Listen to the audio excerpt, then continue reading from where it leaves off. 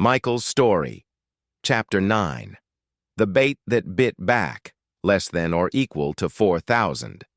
The attack didn't start with gunfire. It started with sound. A low, metallic pulse rolled through the streets, followed by a distant siren. The noise echoed between buildings, growing louder, more focused. Runners froze. Scouts leaned over the edges. Below, the dead began to move. Not randomly, together. They turned toward the camp. "Elena," Michael said quietly, watching the streets. "They're guiding them." The camp went dark. Bridges lifted, ladders were pulled. Everyone knew the drill, but this wasn't a wandering horde. This was deliberate. Scouts confirmed movement on nearby rooftops. Armed men, calm, waiting, hunters.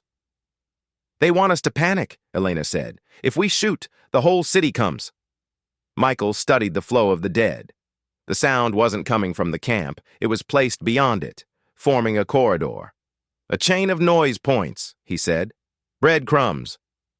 Elena met his eyes. "Can you break it? Or turn it?" Michael took Mark and Lena and moved fast. They found the first device, an old emergency speaker wired to a battery and timer. Cheap, effective. He cut it. The dead hesitated. Another siren picked up farther away. "They planned backups," Mark muttered. Lena spotted the next device. Michael stopped her. "Don't destroy it." They moved it instead. Carefully, they carried the speaker along the rooftops, closer to the hunter's position.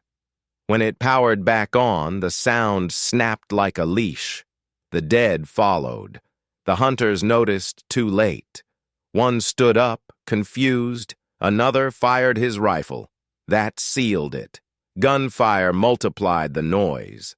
The streets below surged. Zombies poured toward the hunter's building, climbing, clawing, drawn by sound and panic. Michael waited until the last second, then cut the power and tossed the speaker into an alley. The noise shifted. The dead followed. The hunters vanished into chaos, fleeing the weapon they had built. When Michael returned, the camp still stood. Minimal losses. No breach. Elena nodded once. "You used the city against them." Michael looked down at the moving streets. "They showed me how." Michael's Story. Chapter 10. The Nirvana Project. Less than 4,000. The camp stayed quiet after the attack. Not fear, discipline. Scouts doubled shifts. Radios went silent except for short bursts. The hunters had proven something dangerous. Zombies could be controlled. And control meant intention. Later that day, Mark returned with scavenged gear from the hunters' retreat. Batteries, wires, maps, and a sealed data drive marked with the faded hospital tag. They powered up an old terminal and waited. Most files were corrupted. One opened, an audio log. A calm male voice filled the room. "We called it Nirvana," the voice said. "A neurological protocol designed to suppress fear and aggression. A controlled sleep state. A peaceful world." Michael felt his stomach tighten. "The goal was not sedation," the scientist continued. "It was harmony. The mind rests. The body functions." Sarah whispered, "This can't be real." The voice went on. "We reduced panic. Violence dropped. Subjects reported dreamlike calm. But aggression wasn't erased." A pause. It was compressed. The room felt colder. When the system destabilized, the mind did not wake.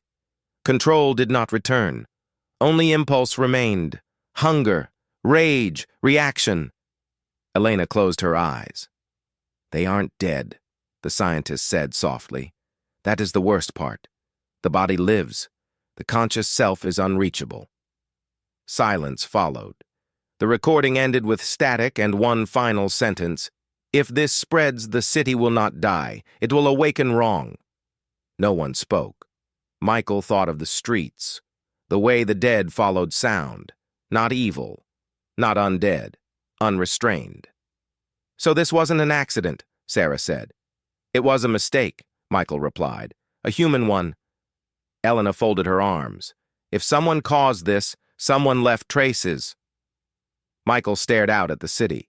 Before, he ran to survive, then to protect.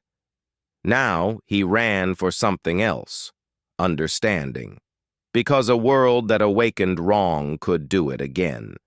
And next time, there might be no rooftops left to run on.